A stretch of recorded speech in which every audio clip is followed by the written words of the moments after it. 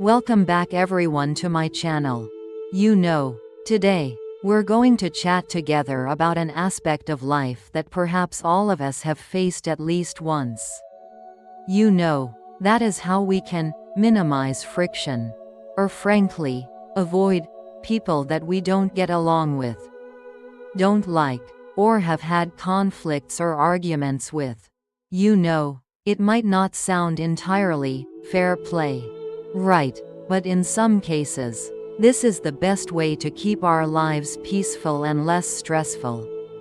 Why is this topic important? Especially for young people and middle-aged people in the US. Modern life is full of relationships.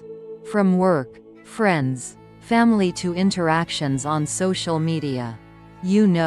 Having to face or frequently interact with people who don't bring positive energy can significantly affect our mood, stress levels, even work productivity and quality of life.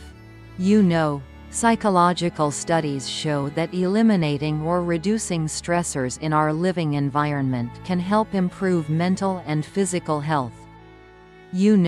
For young people, they are learning how to build healthy relationships and deal with conflict. Knowing when to step back and distance themselves is also a necessary skill. As for middle-aged people, they may face more complex relationships at work or in extended family. Managing these interactions skillfully is very important. Let's take a specific example. You have a colleague that you really don't get along with, or had a heated argument with about a work issue. Every time you meet, you feel uncomfortable, uneasy, even anxious. This can affect your entire workday. Or in the family, there's a relative who every time you meet has negative comments or brings up old issues that make the atmosphere tense. These situations, if they continue, can drain your energy. So how can we subtly avoid or minimize interaction with these people without causing more conflict or being considered rude? This is when we need a few small strategies. The first strategy is physical avoidance. It sounds simple, but it requires subtlety and sometimes a slight change in your daily routine.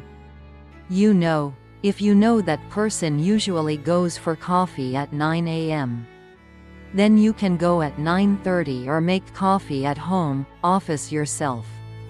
If they usually eat lunch at the cafeteria at a fixed time, you can go a bit earlier or later.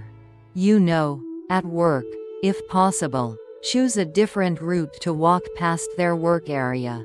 A specific example is this.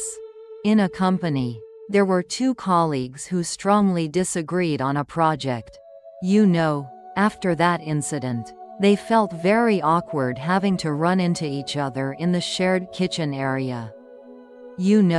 One person proactively changed their break time, going 15 minutes later than usual to avoid the time the other person usually goes to the kitchen.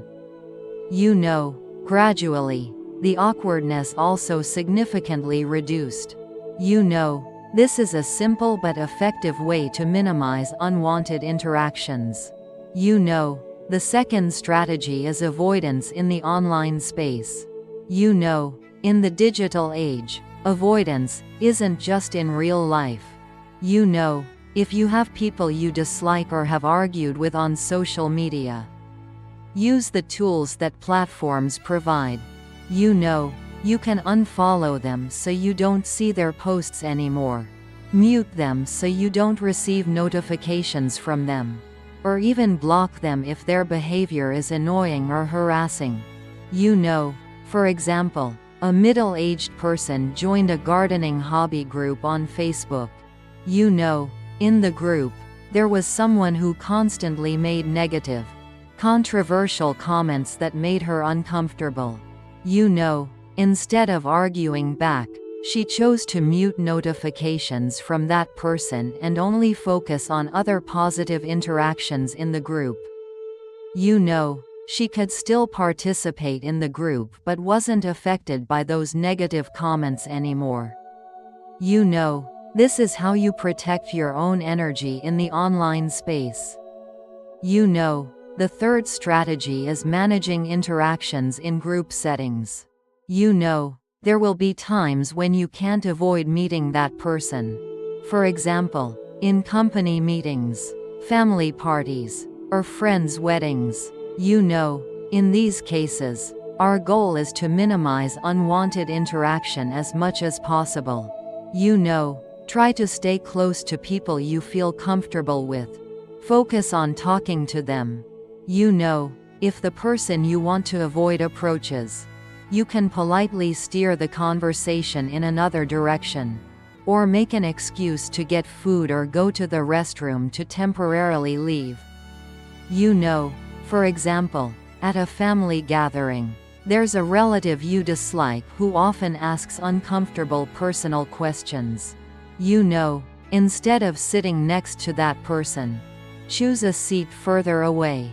When that person intends to approach and start a conversation, you can smile and say, "Hi aunt, uncle. I'm sitting here with the kids today." And then focus on talking to the people around you.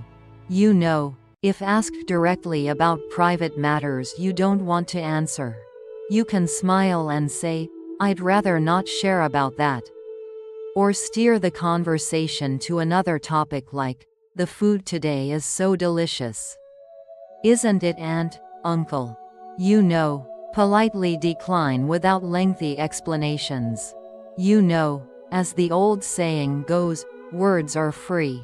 Choose them carefully, but in this case it's, choose words just enough. No need to be too pleasing.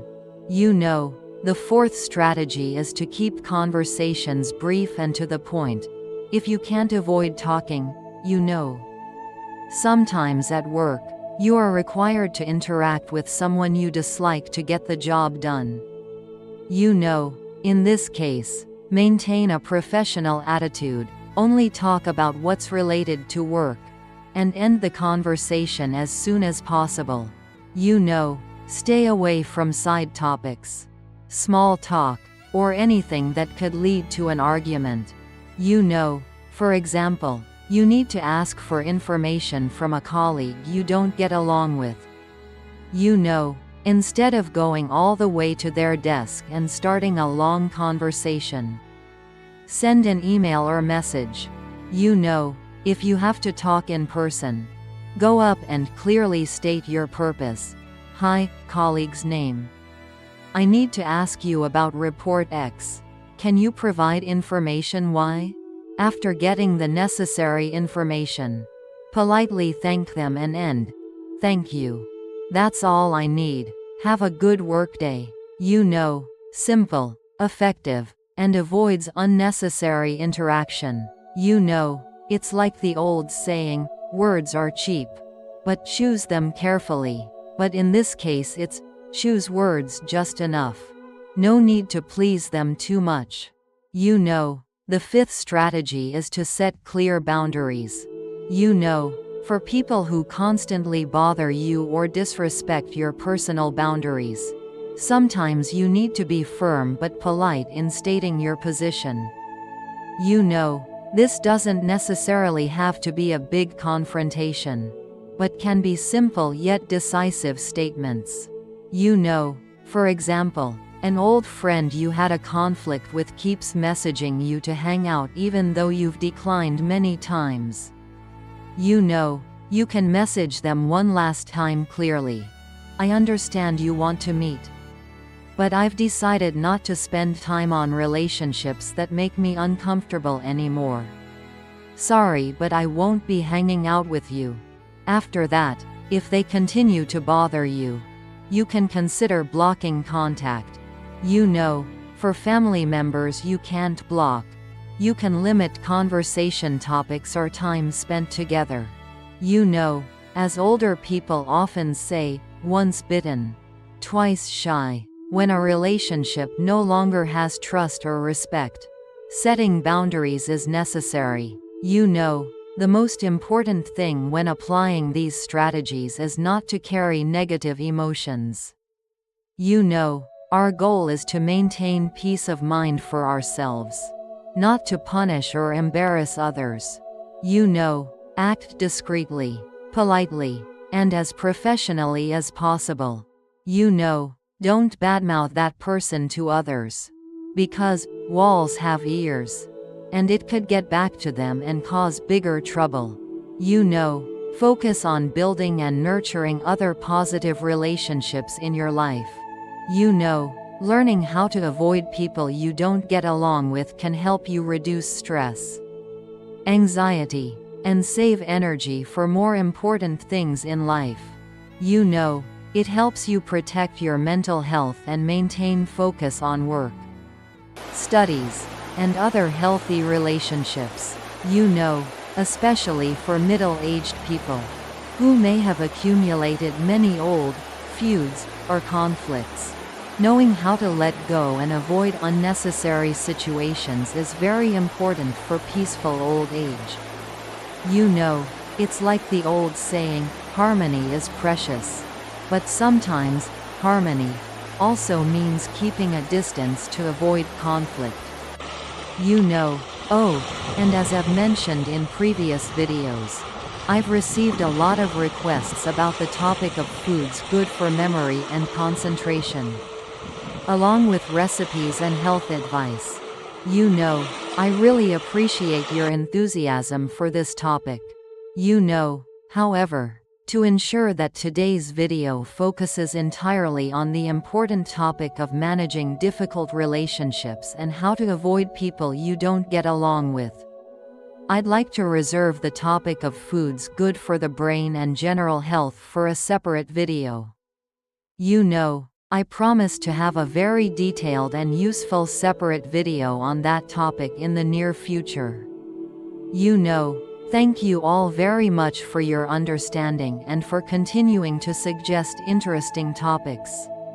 You know, going back to the story of avoiding people you don't get along with. You know, I hope the sharing just now has provided everyone with some ideas and strategies to apply in daily life. You know, remember that you have the right to choose who you want to spend time with. And keeping a distance from people who bring negative energy is perfectly okay. You know, now it's time for me to hear from you. You know, have you ever faced awkward situations with people you dislike or have had conflicts with? How did you handle those situations? Do you have any effective avoidance tips or strategies you want to share with the community? Please leave your comments below this video. You know, let's learn from each other and find the best ways to deal with difficult relationships.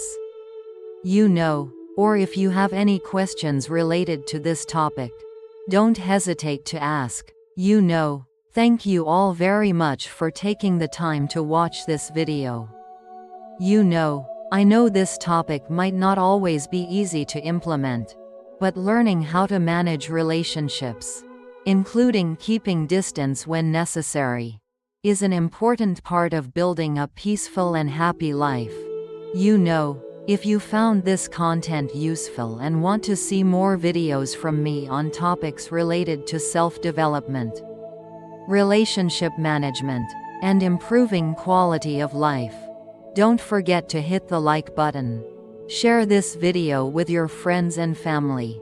And most importantly, hit the subscribe button and the notification bell icon right away so you don't miss any new content in the future. You know, your support is the biggest motivation to help the channel grow and bring more valuable content. You know, see you all in the next videos. You know, wish everyone always has healthy relationships and a life full of positive energy.